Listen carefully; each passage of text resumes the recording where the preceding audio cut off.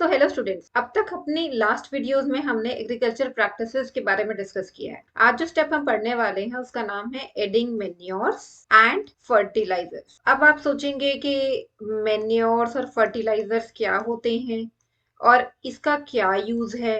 तो इस वीडियो में हम ये सब बातें डिस्कस करने वाले हैं। सबसे पहले जान लेते हैं मेन्योर्स क्या होते हैं, मेन्योरिंग क्या होती है और फर्टिलाइजर और मेन्योर में क्या डिफरेंस। फर्स्ट ऑफ ऑल, एक जो टर्म है उसका नाम है manuring. Farmers have to add the manure to replenish the needs of the soil with nutrient. देखिए, अगर एक फार्म है, फार्मर ने यहाँ पे क्रॉप इस सीजन में उगाए हैं, लेकिन नेक्स्ट सीजन तक इसके जो न्यूट्रिएंट्स हैं वो तो खत्म हो जाएंगे, बिकॉज सॉइल की भी तो अपनी एक कैपेसिटी होती है।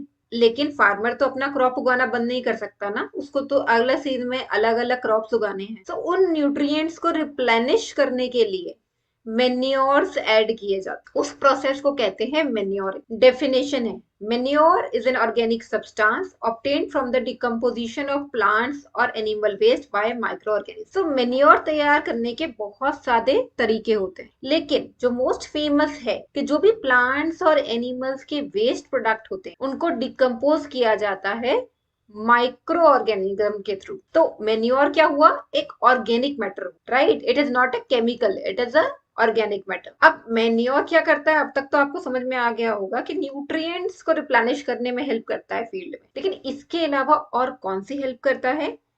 सॉइल टेक्सचर को इम्प्रूव करने में और वाटर रिटेनिंग कैपेसिटी को मेंटेन करने के लिए। मेन्योर तैयार तो बहुत तरीके से किया जाता है, लेकिन जो एक एग्जांपल मैं आपको शो कर रही हूँ दैट इज वर्मी कंपोस्टिंग। अब वर्मी कंपोस्टिंग क्या होती है? बहुत सिंपल है। यहाँ पे आप देख रहे होंगे स्टूडेंट्स के कुछ वॉर्म्स नजर आ रहे हैं, और या फिर कह सकते हैं कि ऑर्गेनिजम्स नजर आ रहे हैं। इन्हें कहते हैं अर्थ वॉर्म। आई थिंक आपको याद होगा जब हमने डिस्कस किया था प्लोइंग के बारे में, तो उसमें हमने अर्थ वॉर्म के बारे में भी डिस्कस किया था। ये क्या होते हैं? ये होते हैं फ्रेंड्स ऑफ फार्मर्स, FOF। कैसे यूज किया जाता है इनको? मतलब क्या है कि ये क्या है? काउ डंक है, यानी कि एक एनिमल का वेस्ट प्रोडक्ट है।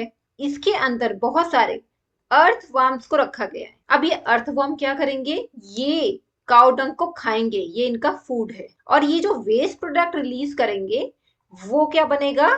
खाद बनेगा, जिसे हम मेन्योर कहते हैं। सो डेफिनेशन देखते हैं वर्मी कंपोस्टिंग की। Vermi composting is essentially a consumption of organic material by the earth forms. जैसे कि मैंने आपको बताया था अभी, cow dung. It speeds up the process of decomposition and provides the nutrient rich and product. मैंने आपको बताया जो उनका वेस्ट प्रोडक्ट है वो क्या बनता है? मेन्योर। उसे कहते हैं वर्मी कंपोस्ट या फिर manure in the form of worm casting. It is sustainable fertilizer giving more than 10 to 15% more yield besides the crop improvement। अब नेचुरल सी बात है, अगर फार्म के अंदर न्यूट्रिएंट्स रिप्लेनिश हो जाएंगे तो यील्ड भी बेस्ट होगी। आई होप आपको समझ में आया होगा कि मेन्योर क्या होता है। बात करते हैं सेकेंड टर्म की, जिसे हम कहते हैं फर्टिलाइजर। अब मेन्योर अलग है, फर्टिलाइजर अलग है, दोनों के काम अलग हैं या नहीं, this need to be discussed. Although fertiliser का भी सेम काम है कि वो न्यूट्रिएंट्स को रिप्लेनिश करते हैं सॉइल में। क्या डिफरेंस है? They are the chemicals which are rich in particular nutrients. They are produced in factories. Urea, ammonium sulphate, super phosphate, potash, NPK, these are the fertiliser. अब आपको समझ में आ गया होगा कि फर्टिलाइजर कोई काउ डंग से प्रिपेयर और अर्थ वॉर्म को डाल के वर्मी कंपोस्ट करके प्रिपेयर नहीं किए जा रहे हैं। ये फैक्ट्रीज में प्रिपेयर किए जाते हैं, जिनमें की पर्टिकुलर न्यूट्रिएंट की एनरिचमेंट होती है, जैसे कि NPK। फर्टिलाइजर में और मेन्योर में एक बेसिक सा डिफरेंस है कि ये केमिकल्स होते हैं, वो केमिकल्स नहीं होते हैं। और ये जो फर्टिलाइजर है ये फैक्ट्री में प्रोड्यूस होते हैं, लेकिन वो फार्म में प्रोड्यूस होते हैं। और यहाँ पर एग्जाम्पल भी लिखा हुआ। अब देखो फर्टिलाइजर के एडवांटेजेस एंड डिसएडवांटेज। अब फायदा क्या है इसका? Using fertiliser can increase your crop yield. Natural सी बात है कि ये न्यूट्रिएंट है तो क्रॉप यील्ड को तो बढ़ाएंगे ही। Plant growth can be enhanced. Plants will be better able to protect against paste.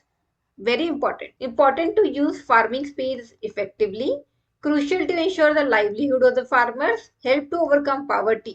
कि अगर यील्ड अच्छी होगी तो लाइवलीहुड भी अच्छा चलेगा फार्मर्स का और पावर्टी भी कम होगी। More stable and predictable yield, मतलब कि बेस्ट यील्ड आती है। Proven concept of many hundred of years, fertiliser is quite cheap now there they are very cheap, बहुत टाइम से इसको हम यूज कर रखे हैं। साथ में it maintains the pH value of the soil, यानी कि ये सॉइल को ना तो बहुत एसिडिक जाने देता है, ना ये बहुत ज्यादा एल्कलाइन होने देता है। ये मेंटेनेंस करता है pH value. Supply of plant with everything they need, multiple crop yields a year, fertilizer is easy to transport and to store, less soil erosion। Next चलते हैं हम इसके नुकसानों की तरफ, क्योंकि ये केमिकल है तो नुकसान तो देगा। सॉइल पोल्यूशन करता है, ग्राउंड वाटर पोल्यूशन करता है, बट यस ये न्यूट्रिएंट्स तो रिप्लेनिश करता है, लेकिन एक डिसएडवांटेज ये है कि कुछ टाइम बाद यानी कि ओवर द टाइम जो भी सॉइल होती है उसकी नेचुरल फर्टिलिटी को खराब करता है।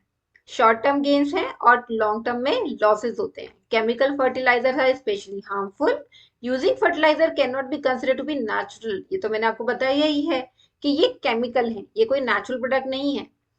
Harmful elements in our food, natural सी बात है, अगर ये फर्टिलाइजर हमारी क्रॉप यील्ड पे जाएंगे तो जो वाटर है उसके साथ मिलकर ये क्रॉप्स में भी जाएंगे और उसकी वजह से ये क्या हो सकते हैं, हमारी हेल्थ पे हार्मफुल होते हैं। प्लांट्स में grow too fast, alternation of ecosystem, because एक नेचुरल रिप्लेनिशमेंट जो होती है सॉइल की, अगर वो नहीं की जाती लेकिन हम उसमें ऐड कर रहे हैं एनपीके या कोई भी फर्टिलाइजर, एक जो नेचुरल इन्वायरमेंट इकोसिस्टम मेंटेनेंस होती है वो नहीं हो पाती। एग्रीकल्चरल वर्कर्स में सफर, बिकॉज ये केमिकल है तो अगर केमिकल को हम डायरेक्टली टच करते हैं तो कुछ ना कुछ तो नुकसान होगा ही। In current use can be more harmful than good, over fertilization is a problem. Natural सी बात है, किसी चीज को अगर हम ज्यादा डालेंगे यानी कि अगर हम केमिकल्स को ज्यादा डालेंगे तो वो प्रॉब्लम तो क्रिएट करेंगे ही। और इसके अलावा ये वहां के सॉइल के जो नेचुरल माइक्रो ऑर्गेनिजम्स हैं जैसे कि अर्थवर्म, उसके लिए भी हार्मफुल होते हैं। अब बात कर लेते हैं डिफरेंस की। मेरे ख्याल से काफी सारे डिफरेंसेस आपको ऑलरेडी क्लियर हो गए होंगे, एक बार हम इनको यहाँ पे भी समझ लेते हैं। मैन्योर क्या है, नेचुरल सब्सटेंस है। फर्टिलाइजर क्या है, एक केमिकल इनऑर्गेनिक सब्सटेंस है।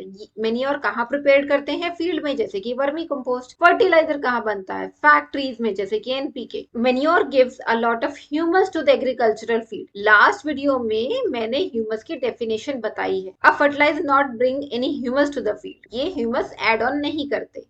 मैन्योर क्या करते हैं, less rich in plant nutrients, ये नेचुरल हैं तो ये नेचुरली प्रिपेयर होते हैं, बट इनका बहुत ज्यादा रिच नहीं होते ये न्यूट्रिएंट। लेकिन जो फर्टिलाइजर होते हैं बिकॉज वहां फैक्ट्रीज में प्रिपेयर किए गए हैं तो बहुत ज्यादा ये न्यूट्रिएंट्स में रिच होते हैं। अब मैन्योर धीरे धीरे कंज्यूम होते हैं because it is not much dissolve in water, but fertiliser बहुत जल्दी प्लांट्स में एब्जॉर्ब होते हैं क्योंकि ये सॉल्युबल होते हैं। आई बिलीव स्टूडेंट्स कि आज हमने जो भी इस चैप्टर में डिस्कस किया वो आपको सबको समझ में आया होगा। And don't forget to subscribe my channel. Do watch for the next video. Thank you.